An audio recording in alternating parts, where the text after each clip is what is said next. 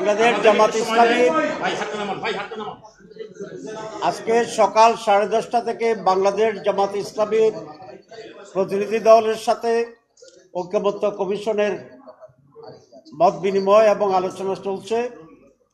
5টি কমিশনের রিপোর্ট দেওয়া হয়েছিল। এই 5টি হচ্ছে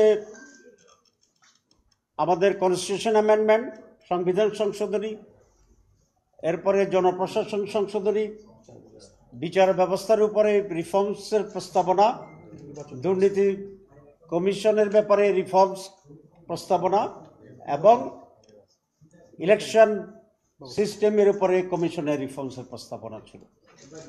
আমরা শুরু করেছি সংবিধান সংশোধনীর প্রস্তাবের উপরে আলোচনা অত্যন্ত ফ্রুটফুল হচ্ছে বলে আমরা মনে করছি।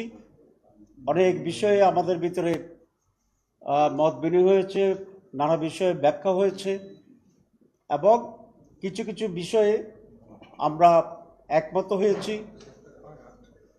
আরও বেশি এক্সপ্লেনেশন দরকার, এসব বিষয়ে আমরা একমত হয়েছি। আপনারা কষ্ট করে এখানে অপেক্ষা করছেন, ধন্যবাদ জানাই। মিটিং এখন বিরতি চলছে, আবার মিটিং শুরু হবে বিরতির পরে এবং সর্বশেষ আমরা বিস্তারিতভাবে আপনাদেরকে ব্রিফিং করব ইনশাআল্লাহ।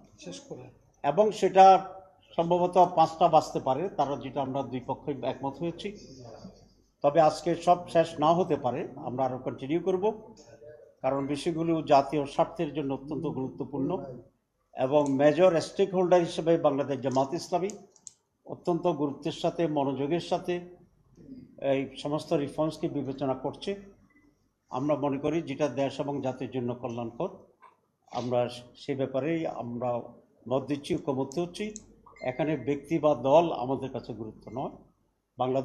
বাংলাদেশের মানুষ, বাংলাদেশের ভবিষ্যৎ এবং সমৃদ্ধ শান্তিময় বাংলাদেশ, এটাই আমাদের লক্ষ্য। তো আমি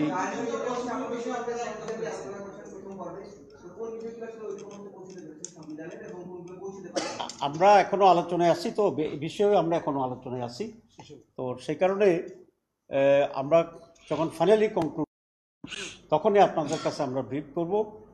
আপাতত সংবিধান আলোচনার ভিতরে আছি, এরপরে আমরা অন্য প্রসঙ্গে আলোচনা যাব।